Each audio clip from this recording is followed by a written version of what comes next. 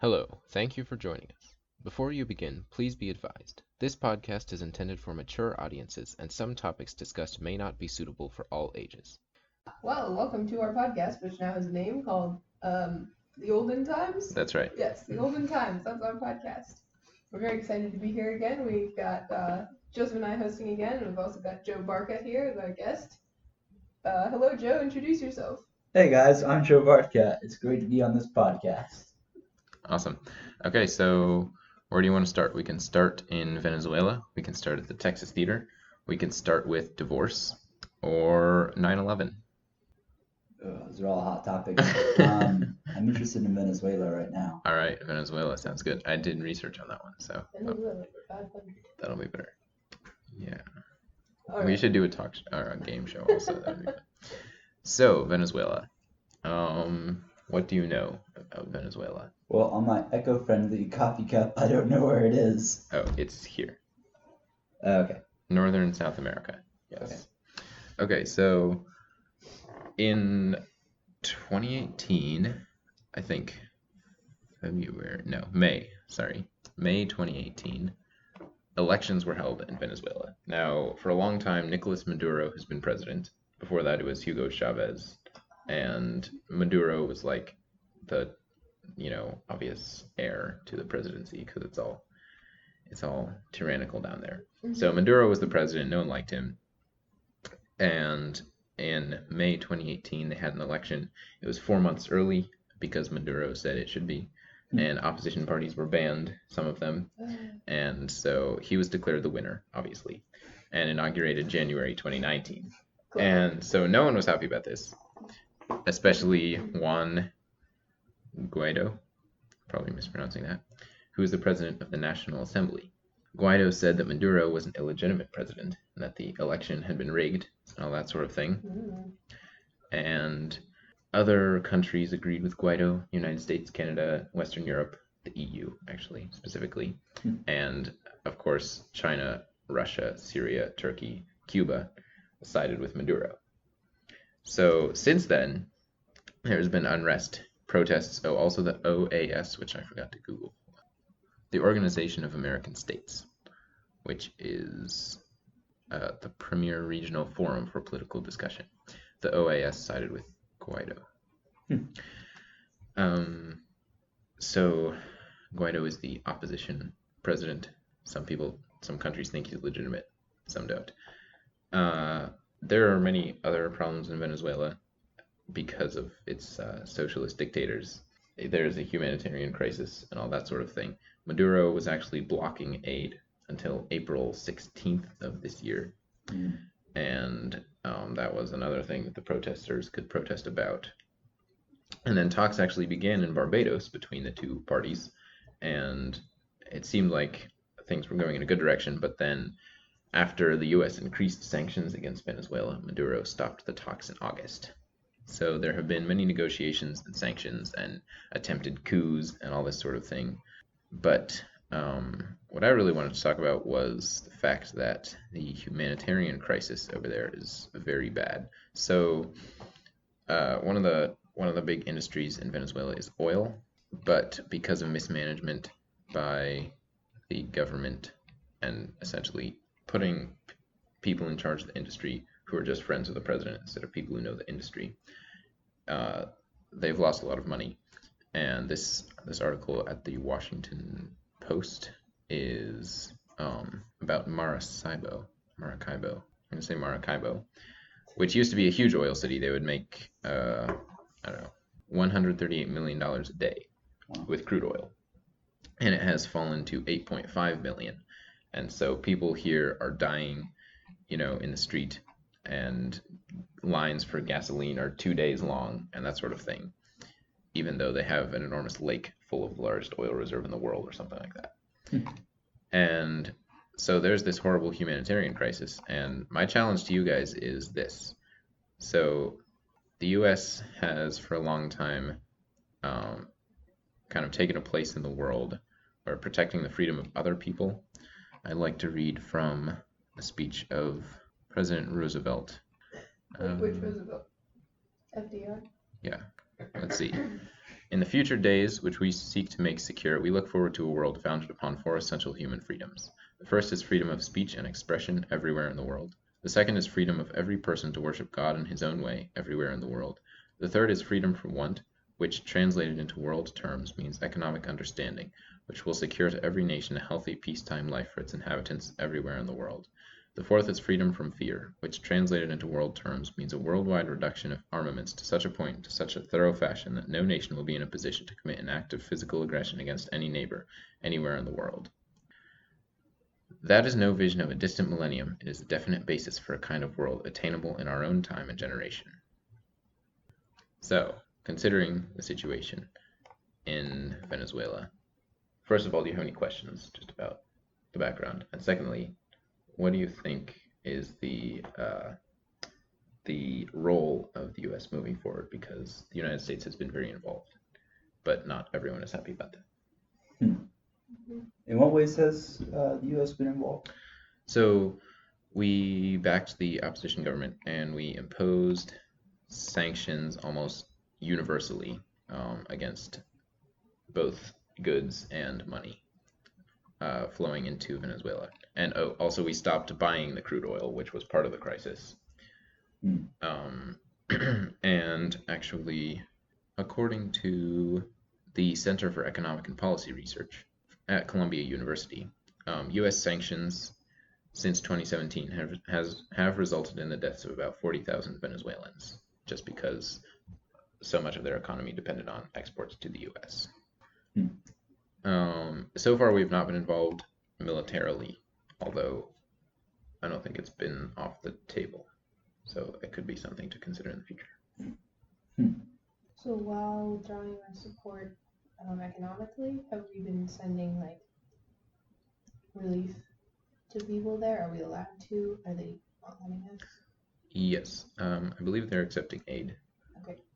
The first one that was allowed in April, which I mentioned, was from the Red Cross. Okay. So, I mean, presumably it could have come from anywhere. And does that then do like people from the United States take it into the country themselves and give it to people who are actually in need, or does it go to their government and we don't know what happens? That's a good question. Let's see. It doesn't say. There's no indication that aid is being misused or that people suspect that aid is being misused. I often wonder if there's a way to supply humanitarian aid without supporting the government, so it goes straight to the populace. But that seems like there are too many difficulties in just doing that technically.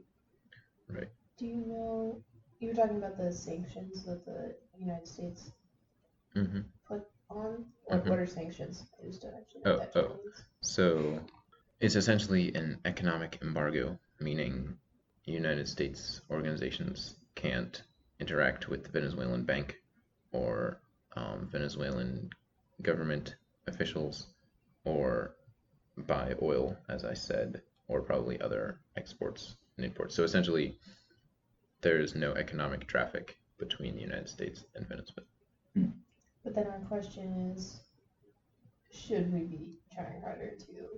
United States be trying harder to interact with Venezuela and help their country?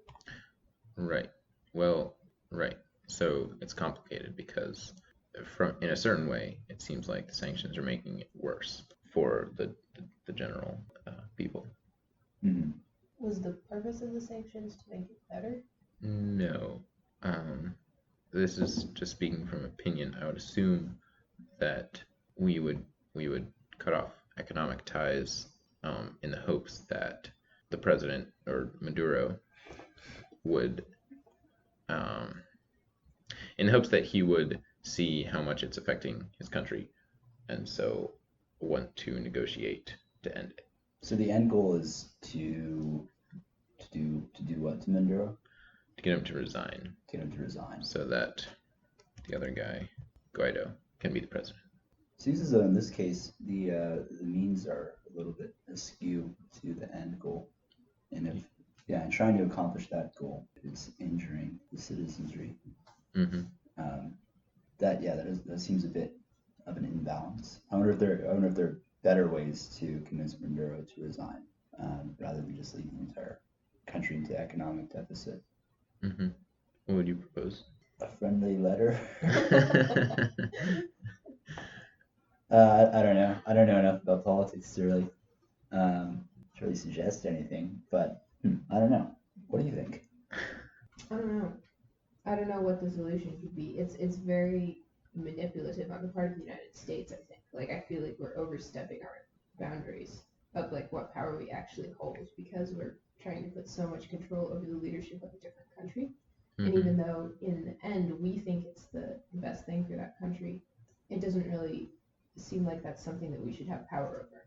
You know, like we can, I guess it makes sense that we can withdraw our support if there's a person in leadership whose morals we don't agree with or our country doesn't stand for. Mm-hmm. But doing that in order to have the goal of getting, like, trying to force a different person in power, like the person that we support, doesn't seem like something that we should have control over. Yeah, it does seem like that's in the hands of the country itself to take care of. Mm-hmm. Like no one's trying to give us support for getting rid of Trump or keeping him or anything like that. It's true. Right. Yes, it is kind of overstepping the boundaries that we really have a right to. Yeah. It's also, it is complicated though because we don't want to support this candidate. But then also, like, based on what FDR has proposed for our government, that we should support, like, people who are in need and countries who have people whose freedoms are being taken away. Mm-hmm. There's, I know, it seems like FDR has given us this duty to, like, protect these people. But it's strange that, I don't know, seems to me, this is very much my opinion, but like a lot of the freedoms of citizens of the United States are being taken away at this point. There's just like more and more government control over everything. So why isn't our government working on that and making sure that its own citizens have the freedoms that we have a right to, or that our Constitution says we have a right to, as opposed to worrying so much about all these other countries and trying to like take over the world, is what it sounds like. Yeah, right. So here's a question on that point. If a person wants to improve himself, is it better for him to sit down and think about himself, or is it better for him to go out and do something good for someone else? Well, in the Bible, Jesus says we have to help ourselves before we help others. True. So I would refer to the point of being self-assessment before you go out. You know, it's like the entire thing where if you have a beam in your own eye, you can't take the splinter out of your brother's. Sure. I think. Is that how the saying goes? Yeah. Okay. Yeah. However, I don't think the U.S. is involved. Well, you could argue that the U.S. is involved in a moral crisis, but what's at stake here in Venezuela is not morality, it's economics. And the U.S. is not involved in an economic crisis. So maybe we're equipped to help them with that. Yeah, that's interesting. In that case, it probably is our duty to help them out because we are like one of the leading countries in the world and we have the ability to. We know for a fact, because we just removed our aid or whatever, our trade with them, that we have the ability to raise their economy and help the people there. Was the trade, did we like stop trading with them purely because of who's in power? Or was it also because we don't need the crude oil from them anymore? Like, because I know there have been a lot of like technological advances in the United States in the last few years that are supposed to be reducing the use of crude oil. Right. Does that mean that we don't need to import as much? No. The Trump administration prohibited U.S. companies from purchasing the oil. Okay. So what I want to see is a helicopter. No, actually, what I want to see is a what do you call like a cargo plane fly over super high up, right? You drop in a Halo guy, and he lands in like a building, pulls a rifle out of his briefcase, right? Just shoots Maduro through a window. What do you think about that? No. Appreciate the common sense. Well, I don't know. Would that result in anarchy, or does Maduro have a backup plan for his government? Right. Who even knows? I just said that because it's a solution that targets Maduro himself and not the people of Venezuela. Huh. Yeah, that's interesting. I mean, I don't think that would be looked on fondly by other members of the world, but Yeah, if that was America's solution, that'd be bad. right. Also, I'm sure it's complicated by the fact that other members of the government are probably on his side as well, and someone else would probably just rise to power who wasn't Guaido. Right. So that's the kind of thing where, on the surface, the immediate as like action seems good, but then what follows afterwards, you can't, like the following things. Right. You have no control over. Mm-hmm. Whereas the economic issue, the immediate thing of withdrawing, it seems like there's an immediate issue already raised with the economic deficiency over there, where you can't really control what happens after the action.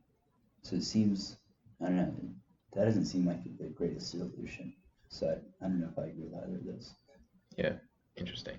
So do you think there's no solution? So I think the people in general should read more Plato. Joe Bartke, ladies and gentlemen. And right there, yep. Everything will be solved. It's possible. Yeah. So, okay, how about this? We have one of those big jetliners fly over Venezuela and just drop like cargo of Plato's Republic on the people below. Translated into whatever language they speak there. I don't know what they speak there. Okay. Yeah. Spanish or Portuguese. Yeah. I am into Portuguese. That would maybe work, although the power is out a lot, so they might not have daylight, or they might not have lights to read. Oh, okay. Well, we can also drop like shipments of lanterns. That could work, right? So, I mean, giving aid to people is good, obviously. I don't think anyone disagrees with that, and that's already kind of happening. It could probably happen on a larger scale. Mm-hmm. But that's not going to solve the problem either. Like we could give them aid for 1,000 years, and if the government is still tyrannical and socialist, their industries are never going to recover, and so they're never going to be able to make money for themselves. Perhaps you need to supply them with the means to help them slowly get ready to stand on their own feet economically or as a people, and then to take the government into their hands. I don't know, I guess, yeah, some way of transmitting the power of the government from the higher ups to the people themselves, so it's not so separate. Mm-hmm. It's complicated. Candace, what do you think? How would you do that? I spaced out. How would I do what? How would you transfer the power of the government to the common people? Oh gosh. Seize the means of production. I would have them storm the Bastille and kill all the people in charge and take over themselves and wave a lot of flags and build some barricades. Nice. That's my proposition. Okay. Here you go, people in Venezuela. So additionally, you could drop the box of Plato's books onto the president. Okay. And kill him that way. So it's like, indirect, like, oh, we totally missed the swimming pool we were planning on. Why were you dropping books into the swimming pool? It's a waterproof box. It's a waterproof box. All right. With a boat on the bottom. Huh. Yes. Yes, I'm not really saving the world's problems or solving the world's problems. Mood at the moment. That's unfortunate. Kate, the world has so many problems. I know. As I'm learning, the more we do this podcast. Yeah. We need to talk about something good at some point. Okay, we can move on to that. Maybe. I'm not sure if I have any good topics. Yeah, well, okay. At least we all know now what's going on. Yeah, that's true. All right, Venezuela, farewell. I hope you have better times. Wait, this happened like way back in 2018? This has been happening this year. Okay. He was elected early in 2018, but Maduro was inaugurated January 2019. So the Okay. protests and international response a lot of it has happened this year. Okay. And then we withdrew our trade this May, right? So it was only like 4 months ago. 5. I don't know. January. Oh, okay. Huh. Okay. That was a fast reaction. Right. Well, he's been president for a long time, and when the election was rigged last year, I think everyone kind of saw So he it just coming. got reelected. Right. Do you think other countries will do this to us if Trump gets reelected? No, because most of our trade is with China, and China likes him. I don't know. Does China like him? No, we have a war with them, don't we? Well, trade war. Trade war, right? Well, right. Yeah. Exactly. Interesting. Even so, it seems like the president is the one imposing sanctions on China. Like it seems like he's the economic aggressor there. So, which has been affecting industry, but not to such an extent. That's a really good point, though. Like, if other countries don't like our president, what are they going to do about it? I feel like I would feel very differently in that situation. Right, because it just occurred to me, I was like, wait, we've just been waiting out their election in Venezuela to see what had happened, and then as soon as it had bad results that we didn't like, we then withdrew our aid or our trade, even though we were supporting them before. So it's like, if people don't like our president right now, he gets reelected, and they decide to not support us. Right. That could be exciting. But so it seems like in their case, it's not in the hands of the people to actually vote for the president. It doesn't sound like a true democracy. Right. Which is, debatable also in America, but Sure. Oh, yeah, okay. It seems more in our hands. So if they see, people like him, sure, his approval ratings or whatever. But if they don't like him as a person, then that's another issue. I don't know. Yeah. Well, here's the thing. We stopped buying oil from Venezuela, and did you guys notice? No. But we stopped buying oil from Venezuela, and their economy collapsed. So it's possible that if a bunch of little countries stopped trading with us, it wouldn't really make a difference. Whereas if we stop trading with them, that does make a difference. What else have we got? We could talk about 9/11. I'd like to do that, actually. Okay. That's a pertinent topic. That's true. It's true. It came up.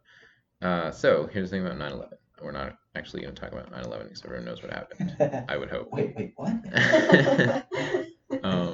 Yes, but recently, people who were in the area of the Twin Towers when they collapsed have been discovering health problems. So, particularly students at a high school in Lower Manhattan's Stuyvesant High School were just a few blocks away, and when the whole area was filled with smoke and dust, everyone said they would be fine. And then, they would go back to high school soon after, and the air vents were supposed to be cleaned, and they weren't. So there's kind of all this dust in the air, and so people are now discovering health problems. Let's see, specifically gastroesophageal reflux disease, asthma, gastro. Whatever. It's a bad disease and you can't pronounce it. Yeah, that's right. That's right. So other people are encountering PTSD and maybe just manifested itself. Or in other cases, they're just diagnosing people with PTSD from 9/11 recently. So yeah, thoughts on that? Other questions? So that's just people in the area, or is it like a nationwide problem? That's people who were in the area at the time. Okay. But so these people are in high school and they are suffering from PTSD? Let's see. Or is it like an older generation suffering PTSD and then those high schoolers suffering from lung diseases? It doesn't say exactly. Some high schoolers, yes, have PTSD. I think it's a mix. Okay. People who are in the tower, people who are just in the area are all encountering these problems. Okay. I wonder how a high schooler could have PTSD about that, because that seems like, for me, I was like a baby, so I don't know how the mind could recall that as a PTSD moment, but I think it's people who were in high school at the time, right? Oh yes. Yeah. At high school I see. when that happened. Yeah, Yes, that makes yes. sense. Yeah, there are several schools in Lower Manhattan where everyone had to be evacuated and that sort of thing. Huh. And another interesting part of this story is that there's a 450,000 people are eligible for free lifetime medical care under the Federal World Trade Center Health Program, but less than a quarter are enrolled. Many survivors don't know the program exists or if they qualify. And it says lawyers urge those who lived or worked in Lower Manhattan or other areas that were targeted during the attacks to obtain proof that they were there, even if they are healthy now. So it's kind of an interesting problem where there's relief for people who were harmed, even in a long-term way, but a lot of people don't know it happened, and also a lot of these problems didn't surface until later, so it's hard to kind of go back and prove that you were there after so many years have passed. Yeah. And those healthcare programs are a recent development, or have they been around since 01? Let's see. Oh, 2010. So was it established because people realized that people were having long-term health issues were like starting to crop up at that point, and so they realized that they needed to provide help for victims? Doesn't say exactly what the motivation was. Okay. Although actually update on the issues. Some people are also getting cancer from just that. Maybe there was asbestos or something. Probably. Well, yeah, that's an interesting issue, and it's funny how it has such a ripple effect over the years still. Right. I mean, 450,000 people. I don't think terrorists even imagined that could be possible. Right. Yeah, it's a really interesting. It's interesting to me because of going to Hiroshima when we were kids and seeing, and like everyone knows how huge an effect the atomic bomb had on Japan. Like children of people who were there are still suffering from health issues. And so it's crazy. I don't know, I just never really thought of 9/11 as that big scale thing. It's like, 2 buildings fell down, whatever. Like, yeah, sure. It was bigger than that, but it's not like the entire city was flattened. Right. People were melted into the sidewalks, so it never seemed like such a big scale thing, but it also is, it is not, but it also is it had a much larger effect on the area than I knew about. And the fact that these diseases are now coming back and people are getting them who thought they weren't affected at all because they were just like, at school and didn't know that they were breathing in dust from their vents in schools or whatever. That's really interesting. Just like, and it makes sense, I think, because it is our country's at least biggest modern crisis. I don't know about ever, but it's and it has such a profound effect on people right now, especially because it happened in all of our lifetimes. Like, you guys were both born by 2001, right? Yeah, so like I remember it happening very vaguely, but it's still like it's a very personal thing, and it's gonna keep affecting us for a really long time. These tragedies happen, but they have not only like mental but physical also effects for such a long time. And that's interesting that such a great tragedy happened in the lifetime of the millennials. As kind of the contrast between that tragedy to start off, or like that happened when all of us were kids, and then this kind of this shallow, modernistic view, life as seen through iPhones and computers and stuff. Yeah, you're right. People always the millennial generation at least has a reputation of being more cynical and worse at like long-term financial planning and that sort of thing. Maybe that could be related. Yeah, or it's slightly ironic, I suppose. But also, I find it interesting how tragedies such as this one become part of the identity of the country. And 9/11 has certainly sunken into the identity and become a part of America's name and history. What difference do you think it makes? Well, I think in this case, it adds to the fact that the good things are always targeted. I don't know if that makes sense. But as like a bastion of freedom, how America is kind of the cultural pinnacle of that for the world was targeted and struck down. And you learned that freedom is a very delicate thing. It's not, it's something that you do have to defend and fight for every single day. Because it can be broken in the space of an hour, like it was that day. Yeah. So I guess if anything, it forces us not to be as comfortable as we hoped we could be. So do you think we are no longer free from fear? Yeah, I mean, just the rise in terrorist attacks throughout the years. There's I think it's the Lyceum Address by Lincoln, in which he discusses how America can never be invaded by countries across the sea. Certainly not by Canada. And then, and so he says, but the only way that we can really destroy ourselves is from the inside out. In reference to the Civil War. But I don't think that's any longer the case. So those threats do now exist across the ocean. You have to look out for. Right. It's interesting that Venezuela's crisis is so much tied up into its economic instability, and what was attacked on 9/11 wasn't, well, they did attack the Pentagon, but much more devastatingly was the World Trade Center, which I don't think was a governmental organization even. Yeah, it's interesting because they struck the people and not the government or the military. And that's really, I guess it's a really crude thing about terrorism, thinking about it now, is that you strike the person who's not expecting it. And it's just like a low blow.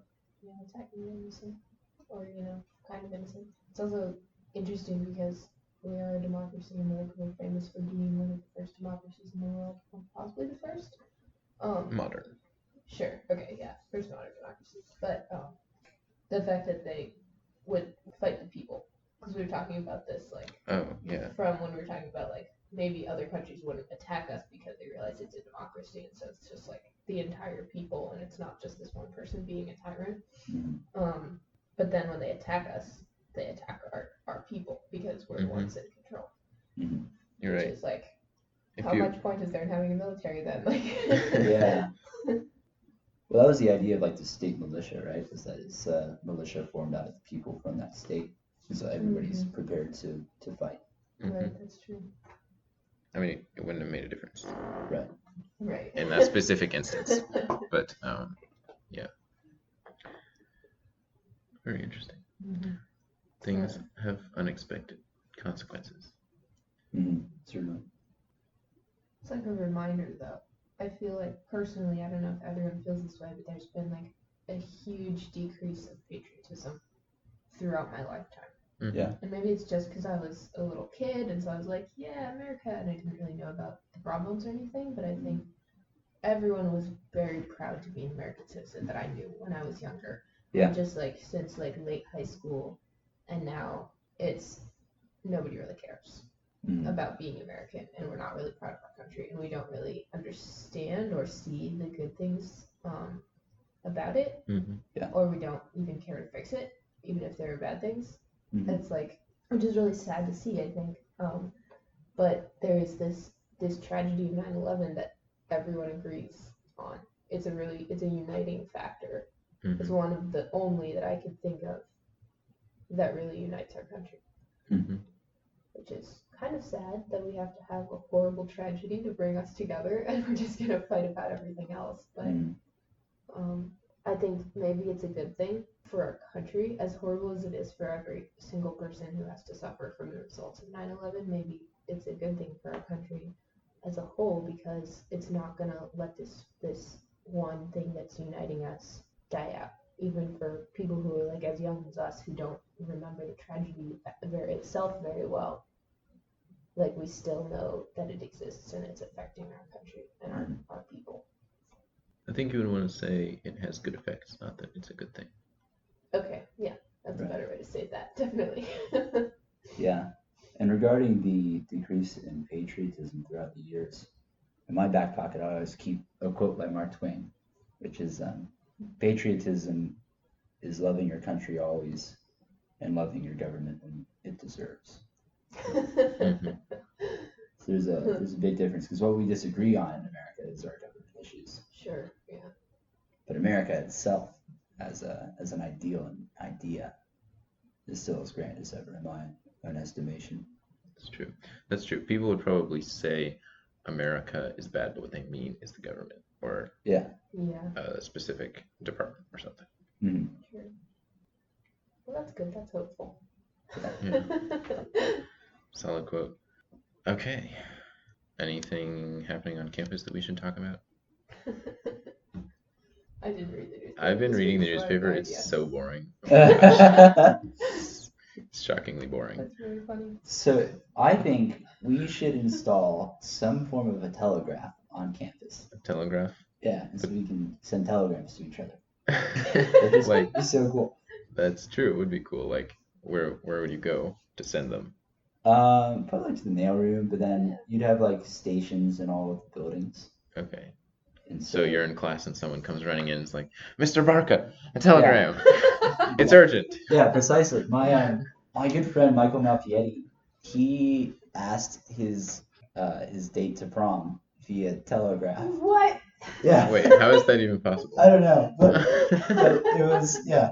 She got it delivered. He got it delivered by a telegraph man Is this the U.S. Postal at Service? their high school. I have no I idea. think Western Union still sends telegraphs, Wow. or they used to at least. Western Union? Very No way. recently. Oh, that's so Yeah, cool. they might have stopped in the last couple of years. I feel like I researched this like a year or two ago. Oh, But I don't know when he asked her to prom though. Apparently they're still away. So okay, that's awesome. yeah. Well, please go to prom with me. Stop. It will be a grand time. Stop. Yeah. I will bring you flowers. Yeah. That's incredible. Yes. So please comment below if you would Yeah, like a telegraph That's right. service on campus, and then Mhm. contact Joe Bartke, Yeah. and he'll get this going for us. That'd be awesome. Yeah. Also, I have a question, unrelated, but so apparently Joe Schultz is the student body president, right? Yes. Whenever- Awesome. Whenever I see like student government stuff happening, it's always Henry Jaros. I feel like Joe is just kind of the figurehead, and he just gets Henry to do all the actual work for him. I don't know. Isn't that what the job of the president? The VP has to do the work, and the president just gets to be famous. I mean, that would be ideal. Because who even knows who the That's vice true. president is right now? I don't. Mike Pence. Oh. Maybe we should talk Sorry, about Mike. that. Joe is so cool. Like, yeah, the greatest quote I ever heard at UD was in his speech to the freshman class this year. He said, "Texas is not all about." He said in his southern drawl. So it was like, Texas, despite what you might have heard, Texas is not only about Dr. Pepper, the Dallas Cowboys, 10-gallon hats, or cowboy boots, but these things are important. Nice. Pretty great. So I think he's a great president as far as a figurehead goes. I don't have an opinion. I haven't noticed anything. I mean, just as long as they don't take away the cap bar, I'm satisfied with UD. Sure. Yeah. Sure. Right. Yeah. Let's keep it to the important things, the lasting parts. Precisely. Yeah. Any other hot topics around campus this week? What else was happening? Let's talk about Cap House controversy. What happened at Cap House? False advertising allowed on our campus. Yeah. We need to Jeez. talk to our student government Okay. and have some Okay. laws about this made. A rumor was disseminated that if you brought your own mug spread. It wasn't a rumor though. This was advertised on all the posters on campus. Really? Yeah. Okay, Like because I didn't everything see I it. I read just about heard it. it from other people. No, everything I read about it Okay. What happened? said. A rumor was officially disseminated Uh, in an official way that if you brought your own mug to Cap House, you would get free coffee at the Cap Bar. Oh. And when people got there, they said, no, it's only the first 15 people to bring a free coffee or Oh. a mug that get free coffee. Oh. So, do you guys know anyone who actually got free coffee? No. Nope. So there's no way of knowing if the first 15 people even got free coffee. That's so funny. Yeah. I think it's the eco-friendly club spreading those rumors. So if anything, we should target them. Yeah. There's been a lot of dissent about their work around campus too. Really? Yeah. People are pretty upset about the trayless dining. For a while there were no straws in the cat bar. People got really mad about that. That's finally, actually upsetting. They brought back. Yeah, I agree. Sometimes you just try to stir your chocolate. Right. Yeah, but I don't mind these eco-friendly cups. Sure. The cups don't bother me. The straws are pretty bad, but I don't use a straw all that often. I also don't mind the tray factor. I guess we just make more trips. The trays don't bother me. If you don't have, yeah. I just go back and get another plate. Yeah. I don't know. They might be the first club that gets voted out, though. Wait, can we do UT that? is not open to change. Can we impeach clubs? Oh, bummer. We need to get Joe Schultz to get Henry Jarvis on the job. If they made it like an eco-friendly adventure club, that'd be cool. So they, like, you go to places like the Amazon rainforest and help like the eco things there. That would be cool. Yeah. That'd be cool. I So, feel like you could get like Fight forest fires. Venture Crew and like Crusaders for Life on that too. Like have a 3-club combo and do like good things for the world. That'd be awesome. Yeah. That'd be really Right. cool. I mean, I do. In all seriousness, I really do support the Eco Club because I care about turtles, basically. So Yeah. That's a good reason. Gotta save them turtles. Yeah. I think it's really good. Oh, and okay. It is really pathetic how much trash we create here. Yeah, Yes. or they could do they could have a conservation club that does like conservation trail work. That could be part of the eco. That would be really cool. I Yeah. would do that. So like chopping down trees and stuff and like maintaining forests. Yeah, That'd be that'd be cool. awesome. Do we have woods on campus? How extensive is the property? Like over by the seminary, do we own some of that stuff? Yeah, we own a lot of the woods over there. At least between the seminary and here. I'm not sure. We used to own some of the land that the seminary's on. I don't know if we own it all anymore. We used to own a bunch across the street, like past Cistercian, down all the way to Whoa. the river.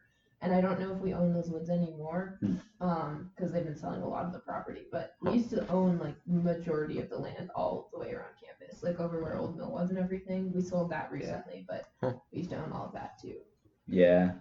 There used to be a lovely patch of bluebonnets growing on the riverbanks of the Trinity, and then this summer they bulldozed them. Oh man. No! It's so sad. Save the bluebonnets. Yeah. That's really, It's really sad. sad. I've Yeah. never actually been down to the river. I feel like I need to do that before I graduate. It's part of the Add it to my trip. senior year bucket list. Yeah. Seems cool. The old groundhog grounds. Is that what it was like? Yeah. That's a good time. Cool. I need to. Gotta head out bounce. here. All right. Well, it's been a great conversation, guys. Yeah, thank you for having me. Yeah, Thanks for for joining coming. us, Joe. This is great. You're our very first guest. Oh, Very shucks. exciting. Yeah. I'm honored. All right. Well, thank you all for listening. Please tune in next time to hear about something That's right. that we will find out about in 2 weeks. We'll probably talk about Area 51, to be honest. You're right. Oh, that was the thing I was What happened thinking. to I was Area like, oh, 51? we gotta, No. well, you gotta listen next No, time. yeah. Oh, okay, Tune in wow. next time to hear about Area 51. No, a surprising number of people actually don't know what's going on there. Really? Yeah. Oh my goodness. Okay, Wait. well this will be exciting then. But so by the time you guys do it, then it'll be past news. Right. So it's happening right now. Yeah, Yeah. it happened yesterday. Oh, okay. So I can just look it up. All right. So anyway, Well, Or you could wait for our podcast. or I can Yeah. wait for your podcast. Get and we'll quality information. That's discuss. right. True. Yeah. Okay. that's Oh, right. hopefully That's not. right. All right. Okay. All right. Signing out. Good stuff. Thank you very much.